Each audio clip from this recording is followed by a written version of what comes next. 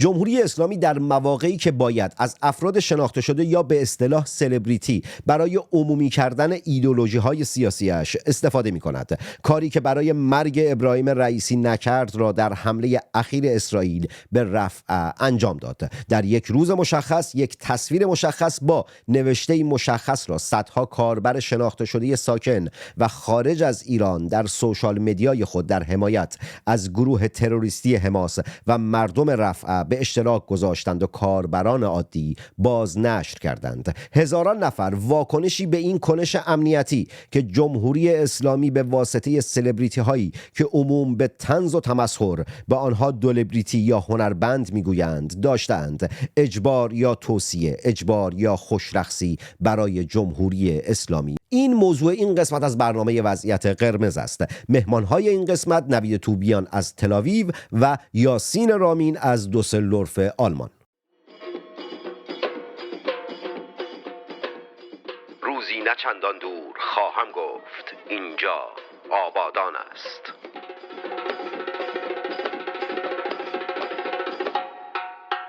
نوید، قضیه حمله اخیری که اسرائیل به رفح داشته چی بوده؟ آیا به اون انفجاری که شکل گرفته و صورت گرفته به خاطر حمله اسرائیل بوده یا اون انبارهای مهمات حماس بوده؟ محمد جان، برخلاف اخباری که در رسانه‌های جهانی مبنی بر اینکه اسرائیل پناهجویان اطراف رفح رو هدف قرار داده، قضیه ظاهراً اینطوره که ارتش اسرائیل قصد داشته که دو تن از اعضای ارشد گروه تروریستی حماس رو که از داخل رفح به انجام عملیات تروریستی و راهنمایی تروریست‌ها در کرانه باختری مبادرت کرده بودن رو قرار بوده که اونا رو هدف قرار بده و با شلیک دو موشک دقیق به محل اقامت اونها قرار بوده که این کار رو انجام بده، ولی ظاهراً پس از اصابت به اون محل اقامت، ترکش هایی که به فاصله 100 متری پرتاب شده باعث آتش سوزی در یک انبار مهمات یا یک انبار سوخت در اون اردوگاه پناهجویان بوده و اگر مهمات بوده این سوال پیش میاد که دیگه تا چند اندازه گروه حماس میتونه مرزهای وقاحت رو جابجا بکنه و در میان پناهجویان انبار اسلحه داشته باشه. پس اون انبارهای مهمات آیا در قسمت‌هایی بوده که غیر نظامیان زندگی می‌کردند؟ بله، چون تنها به همین دلیل میشه توضیح داد که چطور 10 نفر در آتش‌هایی که بر اثر انفجار این مواد منفجره یا مهمات صورت گرفته سوختن. نوید، چقدر جانبدارانه داری نگاه میکنی، چقدر حقیقت و واقعیت رو داری مطرح میکنی؟ چون خیلی وقتها مثلا الان از دیشب تا الان کاربران عادی، مردم عادی دارن صحبت از نمیدونم زن و بچه‌ای که اونجا کشته شده یا اتفاقاتی که افتاده دارن میکنن، در حالی که خب ارتش اسرائیل و کشور اسرائیل میگه گروه تروریستی حماس داره از سپر انسانی استفاده میکنه. چقدر حقیقت رو داری میگی، چقدر داری نمیدونم جانبدارانه نگاه میکنی؟ اینو بگو تا برام سراغ یاسین رامین. محمد جان، این اولین بار نیست که حماس از سپر انسانی استفاده میکنه یا اخبار رو به گونه دیگه بازتاب میده. نه فقط حماس بلکه حتی حکومت خودگردار فلسطینی. اگر یادت باشه در سال 2000 با بروز انتفاضه دوم به وسیله یاسر عرفات پس از شکست مذاکرات کمپ دیوید شاهد صحنه دلخراشی بودیم از محمد الدوره، پسر فلسطینی و پدرش، که ماها صحبت از این بود که ارتش اسرائیل اونا رو هدف قرار داده بود و محمد الدوره رو کشته بود. چند ماه بعد یک شبکه تلویزیونی فرانسوی و یک شبکه تلویزیونی آلمانی یک تحقیقات مستقل انجام میدن و به این نتیجه میرسن که با توجه به زاویه شلیک و محلی که محمد الدوره و پدرش اونجا بودن، پلیس های فلسطینی بودن که اون 2 نفر رو کشتن. این یک مورد. مورد دوم، توجه همه رو جلب میکنم به اون حادثه انفجار موشک ناکارآمد جهاد اسلامی در بیمارستان المعمدانی الاهلی که به گفته حماس، و این خودش باید دربارش تحقیق بشه، و بعد از نیم ساعت حماس آمار رو اعلام کرد 500 نفر کشته شدن و اسرائیل رو متهم کردن که بیمارستان رو عمدن هدف قرار داده، در صورتی که بعداً معلوم شد و حتی هم ارتش اسرائیل و هم اطلاعات آمریکا بر اساس شواهدی که موجود بود به این نتیجه رسیدن که کار موشک ناکارآمد جهاد اسلامی بوده و موارد بسیاری از این که آدم رو اگر خوشبین باشیم به شک وامی داره نسبت به اخبار حماس و اگر بدبین باشیم آدم به درجه‌ای که حماس متاسفانه غیر از دروغ پردازی و استفاده تبلیغاتی از این فاجعه‌ای که به وجود اومده هیچ کار دیگه نمی‌کنه. بیام سراغ یاسین از دیروز تا الان، یعنی از 28 می که این تصویر و این پوستر در سوشال مدیا منتشر شد، خب هنرمندان یا به قول مردم عادی هنربندان یا سلبریتی ها یا به قول مردم عادی دولبریتی ها، افراد خیلی زیادی اومدن این رو بازنشر کردن، مثل یغما گلرویی، بزرگمهر حسنپور، طناز طباطبایی، پیمان مادی، شبنم مقدم، رضا صادقی، سحر دولتشاهی، محسن کیایی، سینا شعبانخانی، محمد علیزاده، سهراب پاکزاد، مهدی یغمایی، رضا یزدانی و طهمورث پورناظری و هم در حوزه موسیقی بوده امیر آقایی بازیگر، بهنام تشکر بازیگر، گلشیفته فراهانی که خودش رو یک صدای مردم انقلابی ایران میدونه، سهراب پورناظری، لاله اسکندری. افراد خیلی زیادی بودند که مثل پژمان بازیقی که در حوزه سینما، موسیقی و مابقی حوزه هایی که مردم باش سر و کار دارن، باشون با تصاویر و با صدای این افراد خاطره دارن، اینا اومدن این کارو کردن. این حرکت آیا یک حرکت امنیتی بوده، یک خوشرخصی برای جمهوری اسلامی بوده، بازی در زمین امنیتی جمهوری اسلامی بوده یا اجبار بوده؟ من اول میخوام مخالفت خودم با این واژه‌هایی که شما به کار بردی که به نوعی حاکی از تحقیر جایگاه اجتماعی افراد میتونه باشه، این رو خیلی عیان و شفاف بگم.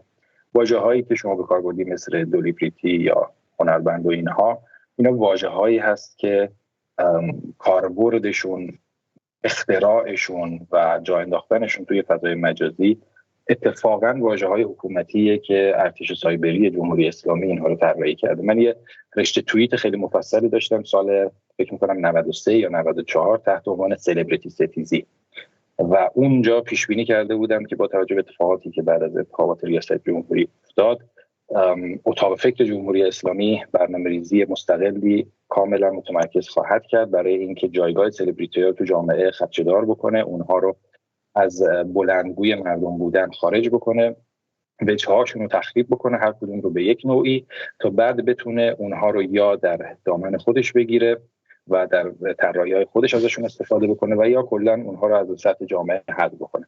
در نتیجه میخوام بگم که اگر هم میخوایم انتقادی بکنیم یا مخالفتی بکنیم، با حفظ حرمت و جایگاه افراد بشه. سلبریتی‌ها اگر سلبریتی هستن به واسطه محبوبیتی که تو جامعه دارن و به واسطه هوادارانی که دارن که طبیعتاً باید اونها رو هم در نظر گرفت. اما اینکه حالا این سلبریتی‌ها رفتار و کردار اجتماعیشون و واکنش‌های سیاسیشون چه هست، این کاملا قابل بحث، باید به نقد گذاشته بشه و باید بهش پرداخته بشه، کما اینکه در چند روز گذشته می‌بینیم اتفاق افتاده در فضای مجازی و در جامعه کاملا داره این موضوع پرداخته میشه.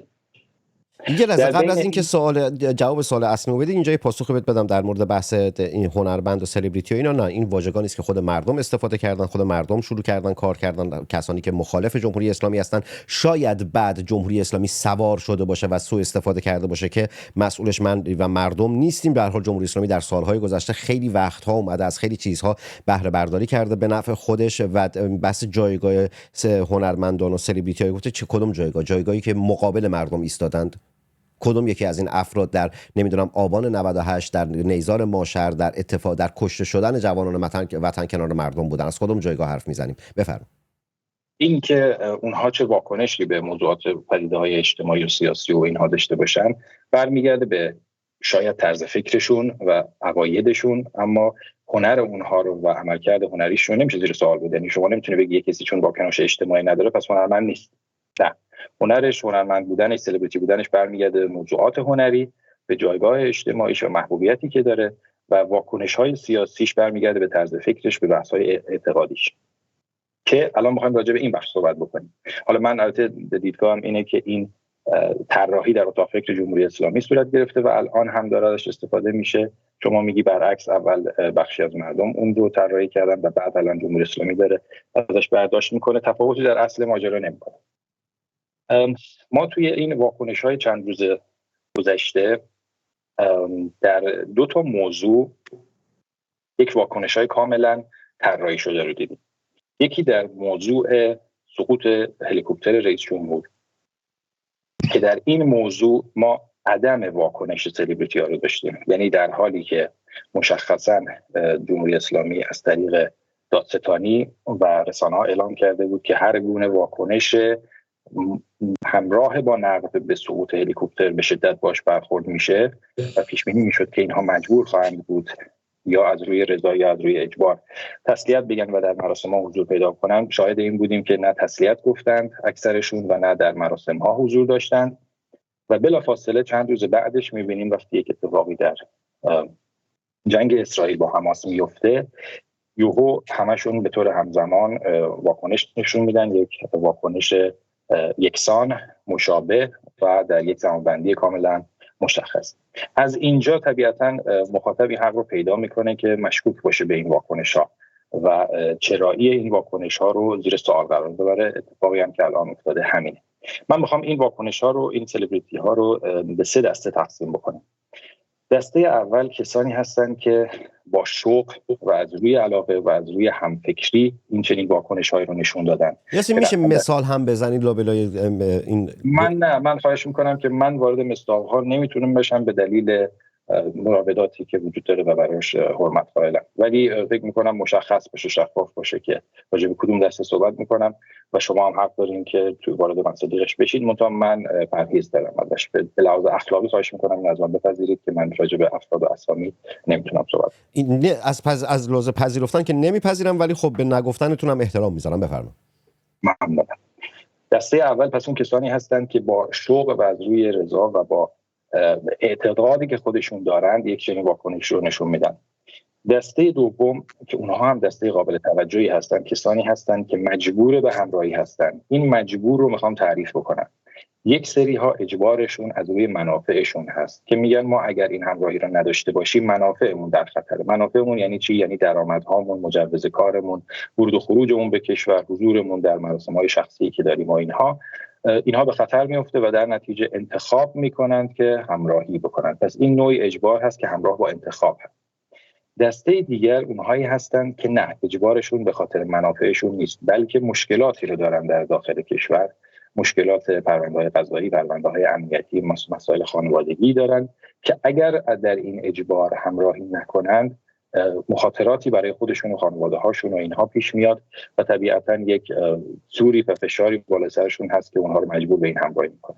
اما دسته سوم جالبتری هم وجود دارن که اون دسته کسانی هستن که اتفاقاً اجازه دارن که سکوت بکنند و حتی در همین اتفاقی که ما می‌بینیم سلبریتی ها خیلی هماهنگ یک استوری رو میگذارند، یک دسته هستن که شاید خیلی ها پیش بینی می‌کردن اونها هم همچین واکنشی داشته باشن یا حتی پیشتاز باشن، ولی از قضا می‌بینیم که امروز اونها سکوت کردن و توی این جریان هیچ حضوری نداشتن، چه در حمایت چه در مخالفت. اون دسته کسانی هستند که کاملا هماهنگ با جریانات امنیتی هستند، در زمین بازی جمهوری اسلامی تعریف میشن و اونها رو به نوعی میخوان در معرض خدشه‌دار شدن قرار ندند تا در یک روز مبادایی ازشون استفاده بکنن. فکر می‌کنم این دسته هستن که خیلی دقیق باید بهشون پرداخته بشه و هم شناسایی بشن و هم اهدافشون بهش پرداخته بشه، چرا که اینهایی که واکنش نشون میدن الان مورد بحث هستند، همه دارن راجع بهشون صحبت می‌کنن، اما اونهایی که الان داره ازشون محافظت میشه به این شکلی بهشون میگن اتفاقا شما سکوت کنید و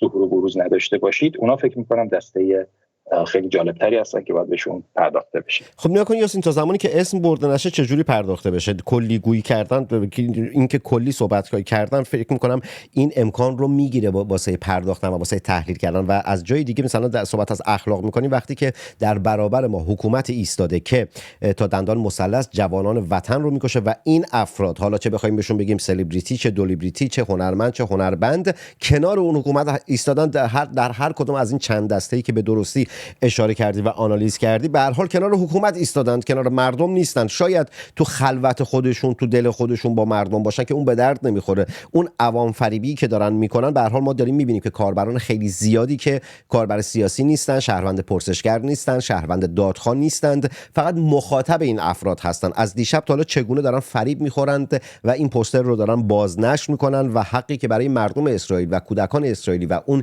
گروگانهای اسرائیلی که دست گروه تروریستی حماس هست رو دارن نادیده میگیرن. میرسم به پاسخی که میخوای بدی، چون تصویر یاسین و نوید توبیان رو من میبینم، به خاطر مشکلاتی که استودیو داره و سیستم نداریم فعلا نمیتونم تصاویر مهمان ها رو داشته باشم، شما فقط عکس هاشون رو میتونید ببینید. یاسین میرسم سراغتون، میبینم که میخوای واکنششون بدید. نوید، نظر و دیدگاه شما.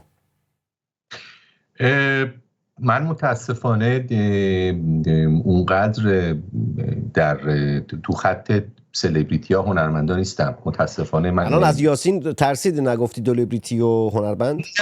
نه من مشاغل من انقدر زیاده و اینو موافقم که البته خیلی هستن که به خاطر دلایلی نمیتونن حرف بزنن و تنها وقتی از کشور خارج میشن میتونن آزادانه صحبت بکنن. برخلاف یاسین عزیز من میتونم اسم چند نفر رو بیارم: برزو ارجمند، حمید فرخ نژاد، علی کریمی و بقیه. علی کریمی که دیگه الان رسما شمشیر رو از رو بسته و خیلی آزاد نسبت به هر چیزی اونطوری که خودش صلاح میدونه واکنش نشون میده. درباره واکنش به حادثه رفح که حتی نخست وزیر اسرائیل که من از طرفدارانش نیستم اون رو یک تراژدی نام برد و یک واقعه تراژیک خوند، به عنوان کسی که در ارتش این کشور خدمت کرده چند سال، من از 14 سالگی اسرائیل هستم، هیچ وقت هدف ارتش اسرائیل، یعنی ارتش اسرائیل اول غیر نظامی ها رو برخلاف حزب الله لبنان، برخلاف جهاد اسلامی و برخلاف حماس و برخلاف شهدای الاقصی که وابسته به جنبش فتح، رئیس حکومت خودگردان فلسطینی که با اسرائیل قرارداد آتش بس امضا کرده و من نمیدونم چطور یک حکومت خودگردان میتونه شاخه تروریستی فعال داشته باشه. برخلاف اونا تا جایی که من اطلاع دارم ارتش اسرائیل هیچ وقت عمدن غیر نظامی ها رو هدف قرار نداده. تا حالا چندین مصاحبه و چندین برنامه مستند در تلویزیون اسرائیل منتشر شده. یک مشکل رو من فقط یک پرانتز باز میکنم. من شخصا به عنوان کسی که تحصیلات دانشگاهیم در رشته اسلام و خاورمیانه و ایران شناسی بوده، عقیده دارم که تنها کسی میتونه درباره خاورمیانه اظهار نظر بکنه که دست کم به زبان عربی و خیلی بهتر اگر بتونه به زبان عبری مسلط باشه که بتونه منابع دست اول اسرائیل رو مطالعه بکنه. هآرتس، روزنامه هآرتس به زبان انگلیسی منبع موثقی از نظر من نیست. روزنامه هآرتس یک روزنامه چپ افراطی کاملا هدفمند و جانبدارانه هست، یک سو اخبار رو منتشر میکنه، با اینکه برای اینکه وجه خودش رو حفظ بکنه به باور من چند نویسنده دست راستی هم در اون ستون نویساش گنجونده که تقریبا کسی به نوشته های اونها اعتنایی نمیکنه. ولی اینو خواستم برگردم بهش که اسرائیل تا حالا چندین بار اتفاق افتاده که عملیاتی رو که برای حذف رهبران حماس تدارک دیده بود، بعد از این که متوجه میشه که در اون نزدیکی ها غیر نظامیان هستن، چندین بار عملیات رو کنسل کرده و منتظر شده که این خرابکارا جای دیگه‌ای تجمع بکنن تا بتونه از خجالتشون در بیاد. یه سوال بپرسم لابلای صحبتت که بعد دوباره بازگردم به آمد جان. من قبل از اینکه شما سوال بپرسید میخوام در تایید صحبت نوید عزیز یه نکته رو بگم. حتما فقط اگر یکم تیمپوی برنامه رو بیارید بالاتر، کم تندتر صحبت بکنید ممنونتون میشم. این نکته رو بگم که آقا 2 نفرتون افتادید به جون من تنها، شما 2 نفر یه دستم هم میبندم، هستم در خدمتتون، بفرمایید.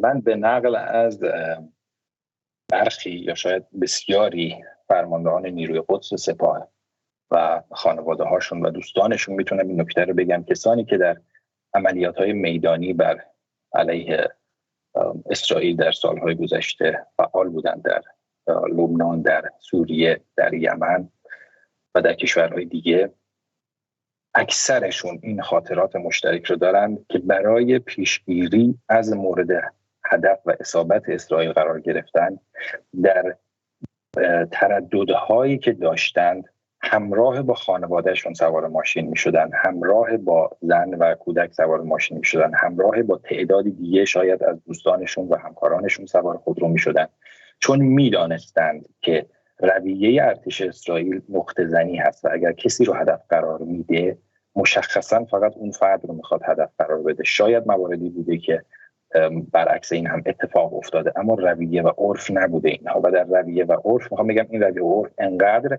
شناخته شده است که فرماندهان نیروی قدس سپاه هم از این استفاده میکردن، بهره برداری میکردن و هیچ وقت تنها در تردد نبودن، در خودرو نبودن، توی جاهایی که وجود داشتن، اقامتگاهاشون، جایی که جلسه می‌ذاشتن یا جاهایی که در تردد بودن، همیشه سعی می‌کردن با عده دیگری ترجیحاً خانواده همراه باشند که از این رویه و عرف ارتش اسرائیل بهره برداری خودشون بکنن و مورد هدف اصابت قرار نگیرن.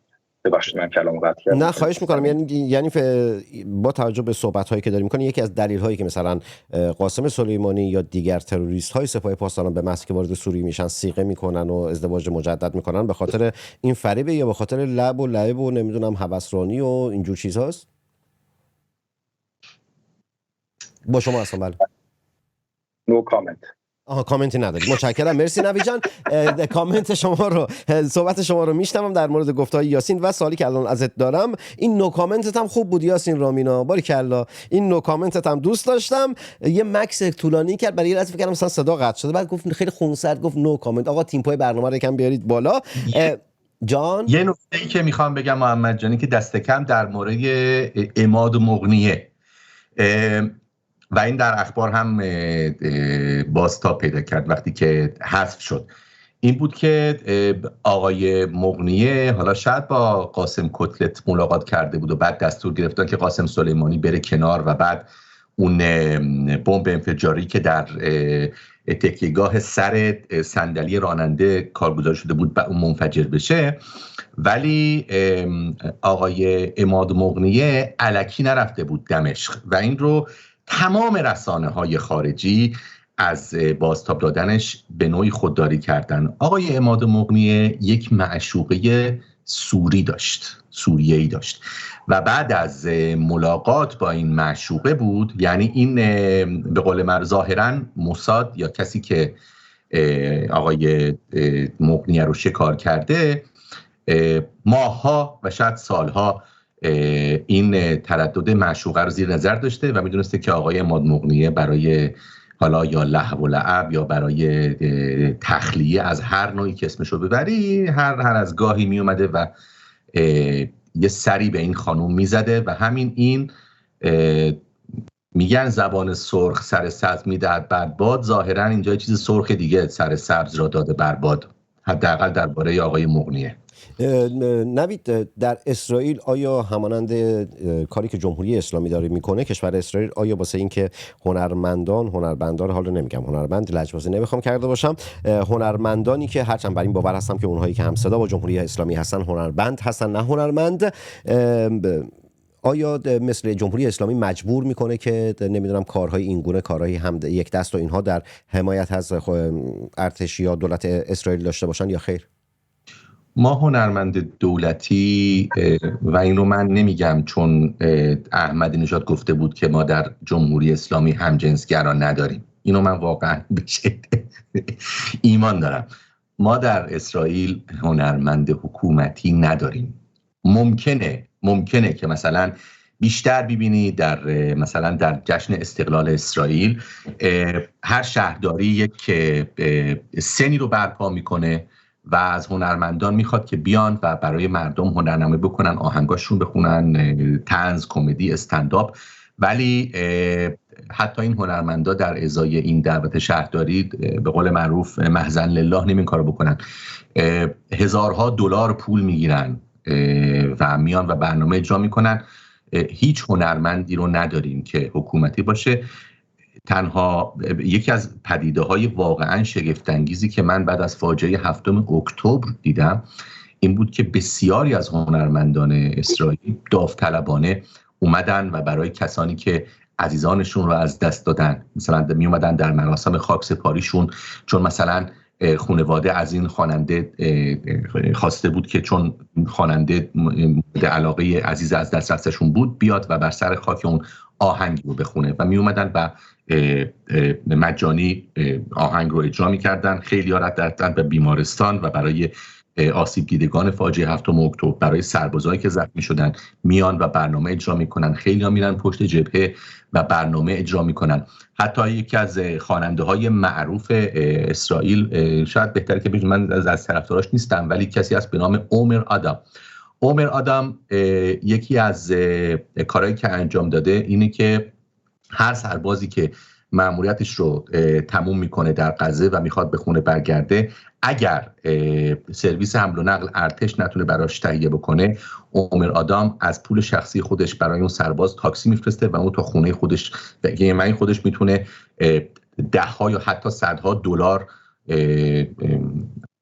به قول معروف قیمتش باشه، چون خودت میدونی جنوب اسرائیل مثلا فرزند طرف شمال اسرائیل و از جیب خودش این پولا رو میده. البته در ایران هم اینجور اتفاقات، اینجور هنرمندان رو در حال حاضر داریم که برای خاک سپاری و برای مرگ قصاب تهران ابراهیم رئیسی آواز خوندن، آهنگ خوندن، کار کردن و یا اینکه در مابقی موارد و نمونه هایی که همراستا با جمهوری اسلامی و کارهای تروریستیش باید همصدا می بودن با اون گروه، با اون تفکرات تروریستی جمهوری اسلامی همصدا بودن. این کجا و آن کجا. دقیقاً این کجا و آن کجا. دقیقاً داشتم طعنه می‌زدم، تابلو نبود. قبل از اینکه سال بعدم از یاسین رامین بپرسم، آقا بچه‌ای که قبل از اینکه بگم لایک اینا، آقا با بطری آب ننوشید، با لیوان آب بنوشید، شاید بطری مثلا اینجوری زیاد در گلوتون گیر کنه. اینو گفتم طنز بگم و اینها. این دوتا در فهمیدن قضیه چه، دارن میخندن. آقا علاوه بر اینکه با بطری آب نمی‌نوشید، لایک کنید، کامنت بذارید، در سوشال مدیا خودتون به اشتراک بگذارید. اونایی که بیرون از ایران هستین پایین سوپر چت و تانکس رو میتونید بزنید.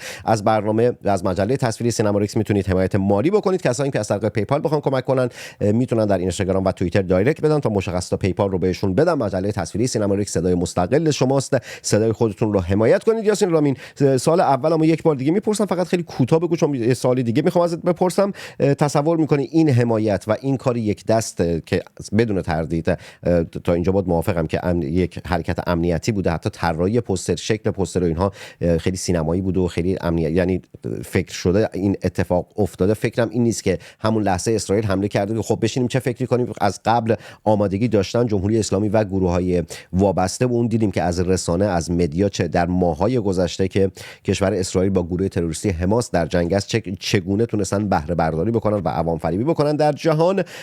یک مصاحبه هم که با خود نوید داشتم که نوید بر این باور بود که اینها قبل از حمله نشسته بودن به این کارهای رسانه‌ای که باید بکنن و میتونن بکنن و اون حمایت‌هایی که مخصوصا از چپ‌ها در اروپا و امریکا میتونن داشته باشن نسبت به اینها فکر کردن که در اون مصاحبه مفصل با نوید صحبت کردم. آقا اجبار بوده یا خوش‌رخصی بوده واسه جمهوری اسلامی؟ هر دو شما داشتیم، هم خوش‌رخصی توش داشتیم هم اجبار داشتیم. راهکارش چیه؟ من میخوام راجع به راهکارا صحبت کنم. نه میرسم حالا میخوای راهکار بگو بعد من سوالمو بپرسم یا من سوالمو بپرسم؟ یه چیزی که خیلی مهمه در مواجهه با سیاست‌های جمهوری اسلامی افشای دروغ‌های اونهاست. یعنی این خانه‌ای که از اساس پای بستش بر دروغ بنیان نهاده شده و تمام ستون‌هاش بر پایه دروغ هست، افشای این دروغ‌ها در لحظه به لحظه و در گام به گام این تقابل با جمهوری اسلامی مهمه. حتی برای موضوعات این چنینی و به ویژه برای موضوعات این چنینی که ما واکنش‌های جمعی این چنینی در شاهد هستیم. یکی از کارهایی که باید صورت بگیره همین صحبتایی که الان نوید توبیان عزیز داشته و روشنگری میکنه راجع به اینکه اصل اون اتفاق چی بوده. چرا این اهمیت داره؟ چون شما وقتی اصل اتفاق رو تعریف میکنی، تشریح میکنی مستند، اولا به اون کسانی که میخوان فکر شده رفتار از خودشون نشون بدن و واکنش نشون بدن و شاید احساسات و عواطفشون هم درگیر این واکنش ها هست، این فرصت رو میدی که انتخاب بکنن، بشنوند، بدانند و بعد تصمیم بگیرن. دسته اول. دسته دوم هم اون کسانی که میخوان خوشرخصی بکنن، شما با افشای دروغ ها مانع از خوشرخصی اونها میشی و حتی اگر باز هم اون خوشرخصی رو اونها داشته باشن، شما افشاشون میکنید که شما این رفتاری که داری از خودت نشون میدی مشخصا رفتار مبتنی بر دروغ هست. پس این اطلاع رسانی و ایجاد شفافیت یه نکته بسیار مهمیه. مطلب دوم هم این هست که طبیعتا هر خونی که ریخته میشه ارزشمنده، چه یک نفر چه تعدادش بیشتر باشه، زن باشه، کودک باشه، به ویژه بیش از همه اینها عواطف رو درگیر میکنه. اما وقتی چراغی که به خانه رواست بر مسجد حرام است، این یک مسئله قدیمی ایرانیه، یعنی شما نمیتونی اتفاقاتی که در نقاط مختلف دنیا میفته رو نبینی، اتفاقاتی که در داخل ایران میفته رو نبینی و تمام تمرکزت فقط روی اتفاقاتی که در یک نقطه دنیا هست بگذاری. این کار خودش یک دروغ رفتاری است، این یک استاندارد دوگانه است. شما جمهوری اسلامی مظلومیت گزینشی ارائه میکنه، یعنی یک جاهایی رو نماد مظلومیت میکنه، جاهای دیگه رو ازش میگذره. سپر انسانی، استراتژی سپر انسانی این خودش یک جنایته. شما نمیتونی از این بگذری و بعد فقط راجع به کشته شده ها صحبت بکنی. گروگانگیری یک جنایت، شما نمیتونی از این بگذری بعد فقط راجع به کشته شده ها صحبت بکنی. نکته اصلی به نظر من اینه که خود فلسطینی ها امروز قربانی سیاست ورزی جمهوری اسلامی هستند. این نکته‌ای که خیلی باید بهش پرداخته بشه. یعنی ما اگر فلسطینی‌ها دنبال آرامش هستند، دنبال امنیت هستند، دنبال زندگی هستند، باید بدانند که قربانی سیاست بازی جمهوری اسلامی هستند. راهکارش این است که خود فلسطینی‌ها قیام بکنند بر علیه حماس. راهکارش این است که خود فلسطینی‌ها وقتی انبار مهمات، سلاح، همه اینها در اختیارشون هست و اونها پناهگاهانشون در نزدیکی اینها هست، پس این فرصت رو دارند که بخوان بر علیه گروه‌های مثل حماس که دارن از اونها سوء استفاده میکنن و سپر انسانی قرارشون میدن، بر علیه اونها شورش میکنن. اگر در آینده قرار است امنیتی در منطقه باشد به هر شکل سیاسی، مثلا با دو دولت یا به هر شکل دیگری، باید حاکمین فلسطینی هم حاکمینی باشند که اهل صلح و آرامش باشند، وگرنه هرگز یک آتش بس مستمری برقرار نخواهد شد. پس این مسئولیت بر عهده خود فلسطینی ها هم هست که من فکر می‌کنم در این زمینه کم کار شده، روشنگری نشده. ما فلسطینی ها رو هم امروز باید روشن بکنیم که اونها درگیر چه بازی شدن و این بازی در کوتاه مدت و بلند مدت فقط به ضرر اونهاست در درجه اول. خب زنده باد. مرسی بابت نکاتی که درستی که اشاره کردی. تلاش میکنم که نوید توبیان میخواد، نمیذارن سوالم، دوتاشون افتادن به جونم، نمیذارن سوال بپرسم. این میگه اون یکی پاس میده بهش، دارن با هم دیگه پاسکاری میکنن. من مظلوم بی زبون بی نمیدونم مو اینجا نشستم همینجوری. آقا میخواید من پای میکروفون باشم واسه شما؟ بفرما نوید توبیان. حالا به قول معروف دل و جیگر هرچی مرغ برات کباب میشه. واقعا آدم این مظلومیت رو که میبینه. ولی خب حالا بگذاریم. یاسین جان اشاره کرد به خوشرقصی. من شاید بهتر اشاره بکنم به یکی از خوشرقص ترین گروه های حامی فلسطین و اون دگرباشان برای فلسطینه. خیلی جالبه. دگرباشان ظاهراً نه در شهرهای حکومت خودگردان بودن و نه در باریکه غزه که بدونن با دگرباشان چی کار میکنن. مثل یکی نوشته بود با عرض پوزش از منظر اون گاوها، دگرباشان برای فلسطین مثل گاوها برای مکدونالدز هست. به مسلخ میبرن اینا رو و اونا اصلا انگار نه انگار، فقط و فقط نمیدونم اینو نمیدونم چجوری میشه توضیح داد. اصلا نکته خیلی جالبی رو اشاره کردی. تلاش میکنم در هفته‌های آینده یعنی هم نسبت به این نکته و هم نکته‌ای که یاسین رامین اشاره کرد یک برنامه‌ای داشته باشم با یاسین رامین و نوید توبیان. سال آخری که یک سوال بیشتر از اون دیگه ندارم. یاسین، یک فیلمی چند وقت پیش در سوشال مدیا وایرال شد از شما که حدوداً فکر میکنم 12 سال پیش بوده که مترجم بودید در یک جلسه ضد یهودی که در ایران بوده و شخصی مثل عباسی که یکی از تروریستیان‌های بیت خامنه‌ای و جمهوری اسلامی اونجا حضور داره. آیا مثلا اگر اون حضورت و اون ترجمت رو بخوام مقایسه بکنم با حرکتی که الان هنرمندان سینما و موسیقی و اینها در ایران داشتند، چه پاسخی داری بدی؟ پاسخ خیلی پیچیده‌ای نیست، پاسخ خیلی شفافه. من خیلی خوشحالم که در این گونه مراسمات حضور داشتم و این فرصت رو داشتم که اونها رو تجربه بکنم. چون کسی اگه میخواد راجع به چیزی حرف بزنه و ادعا داشته باشه و نظر بده، باید دانسته نظر بده، باید عالمانه نظر بده، باید تجربه کرده باشه که نظر بده.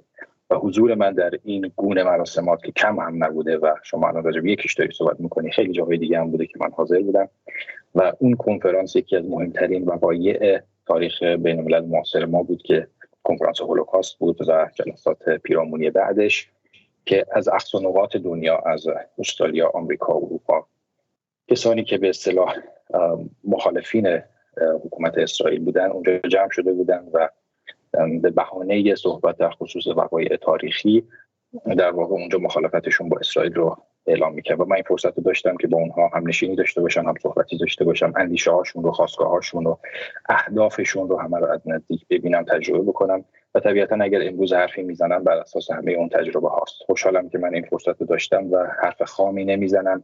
این حرف بر اساس یک سوابقی است. در نتیجه احساس میکنم که حرفم پخته است و حرفم یک مبنای علمی اثبات شده برای خودم داره. این سوالو مطرح کردم که بهت حمله کنم، یه جوری پاسخ دادی که نتونستم. آره نوید، میرسم نسبت به واکنش تو، به خنده تو هم میرسم. این دوتا قشنگ من امروز وسط گذاشتن. آقا الان کجا ایستادی؟ به اون زمان آیا به خواست خودت بوده، اجبار بوده، نمیدونم دلیلی داشتی، نگاه و تفکرت ضد یهودی بوده؟ الان با توجه به میگه خب اونجا حضور پیدا کردم تونستم آگاه بشم، آیا حضور در اون جلسه سبب شد بفهمی که یهودی ستیزی بده؟ اون زمان چه فکر میکردی؟ الان چه فکر میکنی؟ اون زمان کجا ایستاده بودی و اکنون کجا ایستادی؟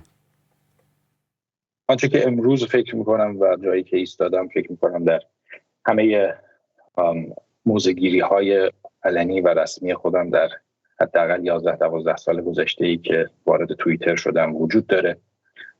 در طول 2 سال گذشته مصاحبه‌های رسانه‌ای که انجام دادم وجود داره و کاملا مشخص و عیان هست و اگر روزی من عکس این یا غیر این گفته باشم بعد میتونیم راجبش صحبت بکنیم.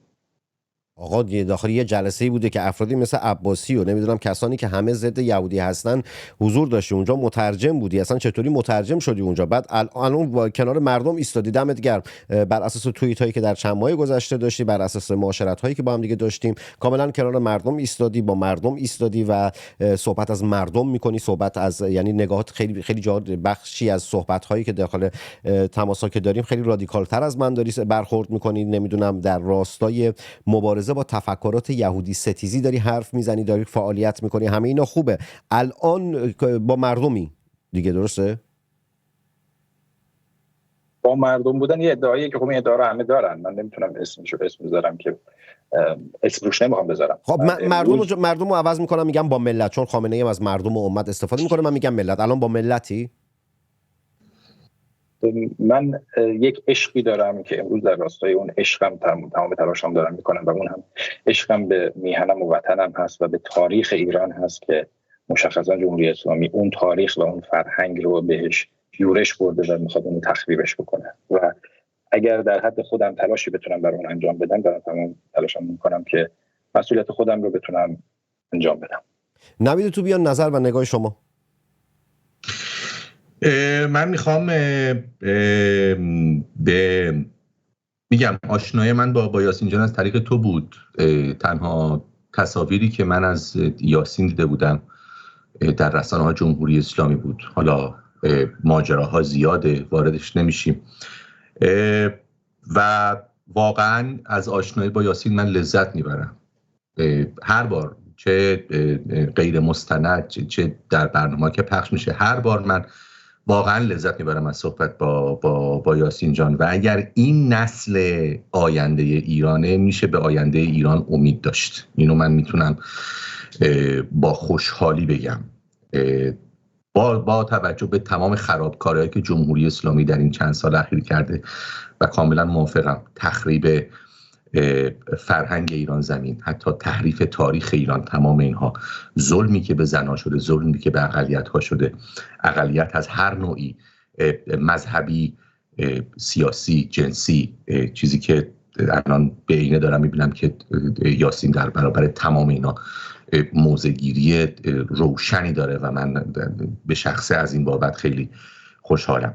درباره اسرائیل ممنونم، خیلی ممنون از این تعارفا رو تو برنامه من نکنید، بعداً با هم دیگه این تعارفا رو بکنید. فکر کنم تیم شدید شما دوتا. بفرمایید. من محمد چون منو میشناسه، من تعارف با کسی ندارم هیچ وقت. من و شاید به خاطر اینکه دوست ندارم چاپلوسی بکنم و تملق بکنم، خیلی وقتا چوبش رو هم در زندگی کاری و شخصی خودم خوردم. از این بابت حداقل وجدانم راحته. درباره اسرائیل میشه گفت که شاید اسرائیل الان وارد مرحله پایانی جنگ شده. هنوز معلوم نیست که جنگ رفح تا چند اندازه ادامه پیدا بکنه. به گفته سخنگوی ارتش اسرائیل بذار من سوالمو بپرسم، چون دارید در راستای همین سوالا میکنی که چون سوال آخری که ازت دارم، فکر میکنی چقدر این حجمایی که جمهوری اسلامی و گروه تروریستی حماس به واسطه سوشال مدیا، هنرمندان، هنربندان، بازیگران، نمیدونم موسیقی، کسانی که کار موسیقی میکنن، این حجمایی که در ایران، اروپا و امریکا راه انداختن، چقدر فکر میکنی تاثیر میتونه داشته باشه در تصمیم سیاستمداران، مخصوصا سیاستمداران اسرائیلی؟ الان پاسخ آخر در حد 1 دقیقه 1 دقیقه و نیم اگه بهم بگی ممنون میشم. سیاستمداران اسرائیل رو نمیدونم، فکر نکنم مثلا فرصت داشته باشن که بخوان به تمام این شبکه‌های اجتماعی بپردازن و زمانش داشته باشن. ولی اسرائیل از همون اول، یعنی چند ساله که اسرائیل کلاً بازی رو در زمینه فضای مجازی باخته. از یک طرف چون بقیه فعالن، همه دنیا فعاله، و از طرف دیگه داریم میبینیم که بودجه اطلاع رسانی اسرائیل و این یک فاجعه است. فقط 5 میلیون دلار در ساله. تو با این هیچ سخنگوی سرشناس و کسی که سرش به تنش بیارزه، و فقط صحبت از یک سخنگو نیست، تو باید در چند جبهه و به چند زبان سخنران رسمی داشته باشی. نمیگم مزدور، هر سخنگوی هر کشوری و هر دولتی حقوق میگیره، عضوی از اون هست و این به نظر من کار مشروعیه، به خصوص اگر کشور دموکراتیک باشه. و اسرائیل خیلی وقته که این بازی رو باخته. نمیدونم کی ملت اسرائیل میخواد به خود بیاد، کی کشور اسرائیل، کی دولتمندان اسرائیل میخوان به خود بیان. این جنگ نباید 7 ماه به درازا میکشید و آیندهش هم هنوز، پایانش هم هنوز معلوم نیست. غزه تموم بشه، باید اسرائیل ببینه که با حزب الله میخواد چیکار بکنه، چون اگر این جنگ با پیروزی اسرائیل به پایان نرسه، هم در جنوب و هم در شمال ما شاهد تغییر مرزی خواهیم بود. یعنی کسانی که هم به خاطر حملات حزب الله لبنان در شمال از خانه و کاشان خودشون آواره شدن و الان در سراسر اسرائیل در هتل‌ها و در آبادی‌های گوناگون سکونت موقت یافتن، و هم در جنوب اسرائیل اگر این ساکنان این آبادی‌ها و شهرها احساس امنیت نکنن، و ما شاهد جابجایی مرزی خواهیم بود و این خودش شاید میتونه بزرگترین فاجعه برای تاریخ اسرائیل باشه. یاسین 1 دقیقه شما. بله، من در پایان میخوام عرض بکنم که این جنگ از نظر من جنگ اسرائیل بر علیه حماس نیست، جنگ اسرائیل بر علیه فلسطین نیست. این جنگ جمهوری اسلامی بر علیه اعراب فلسطینیه. حماس ابزار دست جمهوری اسلامی، تحریک اسرائیل استراتژی جمهوری اسلامی.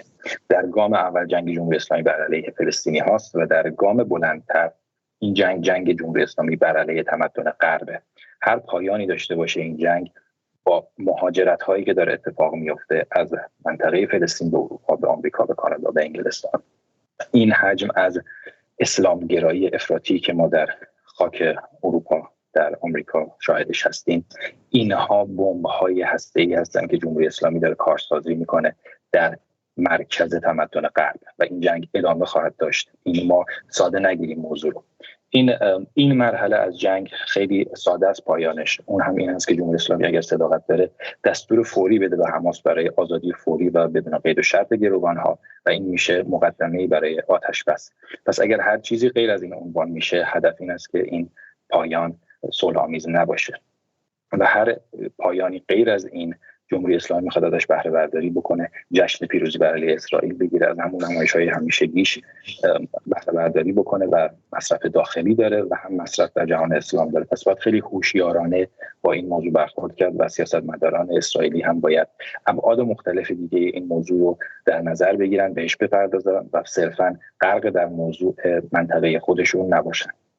زنده باشید دو نفرتون. در پایان آقا یه نکته هم لابلای صحبتام فراموش کردم بگم، یکی از کسانی که یاسین رامین اومد چند تا دسته مشخص کرد، کسانی که نمیدونم هم صدا هستن، کسانی که مجبورن، کسایی که اجازه دارن. یکی از کسانی که اجازه داره گاهی سکوت بکنه مهران مدیری است. این اجازه رو مهران مدیری داره که در برخی از مواقع به خاطر اینکه اون محبوبیت مردمی رو نگه داره تا بتونن در بجا و درست ازش استفاده کنن، مهران مدیری است. اینو بر اساس تحلیل یا بر اساس اتفاقات نمیگم، بر اساس اطلاعاتی که از بازیگران ساکن در ایران دارم خدمتتون عرض میکنم. آقا در پایان با بطری آب ننوشید، آب رو در لیوان بریزید و بنوشید. و چیزی داری میگی شما؟ شما میبری انتخاب گزینش خودت. من چی شد؟ صداتو نداشتم، یه بار دیگه میفرمایید. مصادیقی که شما اسم میبری انتخاب و گزینش خودته، من نقشی در اینها ندارم. 100% شما مهمان برنامه هستید، شما با نوید توبیان مهمان برنامه هستید و من مسئول گفته های خودم هستم، مسئول حرف هایی که میزنم خودم هستم و شما مسئول گفته ها و حرف های خودتون هستید. همینطور نوید توبیان. صحبت دیگه ندارید الان؟